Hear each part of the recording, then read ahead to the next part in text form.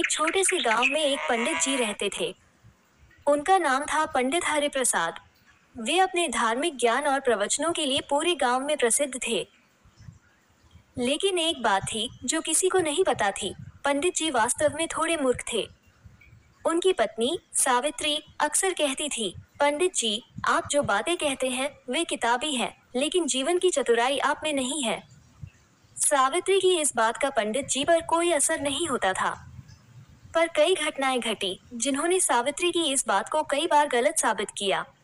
पंडित जी ने अपनी चतुराई से न केवल मुसीबतों से बचाव किया बल्कि कई बार गांव वालों के लिए भी मिसाल बने।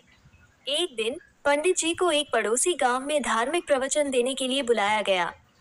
रास्ते में वे एक जंगल से होकर जा रहे थे। अचानक उन्हें एक पेड़ के नीचे कुछ चमकता हुआ दिखा। उन्होंने पास जाकर देखा तो वो सोने की एक मुहर थी। पंडित जी ने उसे उठाया और सोचा, अरे वाह, भगवान ने मुझे यह इनाम दिया है। जैसे ही पंडित जी आगे बढ़े, उन्हें सामने से 3 चोर आते हुए दिखाई दिए। चोरों ने पंडित जी को देखा और सोचा, ये पंडित अकेला है, इसके पास जरूर कुछ कीमती होगा।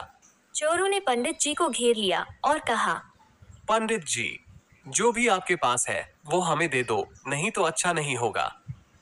पंडित जी डर गए, लेकिन उन्होंने तुरंत अपने दिमाग का इस्तेमाल किया। उन्होंने सोचा, यदि मैं इन्हें सोने की मुहर दूं, तो ये मुझे नहीं छोड़ेंगे। फिर उन्होंने कहा, भाइयों, मैं एक पंडित हूँ। मेरे पास कुछ नहीं है, लेकिन मैं आपको एक मंत्र बता सकता हूँ जिससे आप सभी धनी हो सकते हैं। चोरों ने आपस में देखा और एक ने कहा, ठीक है, हमें वो मंत्र बता दो। पंडित जी ने कहा, इस जंगल के उस ओर एक बड़ा पेड़ है। उस पेड़ के नीचे एक गुप्त खजाना दबा हुआ है, लेकिन वहां तक पहुंचने के लिए आपको यह मंत्र बोलना होगा, अलख निरंजन खजाना निकले जन जन।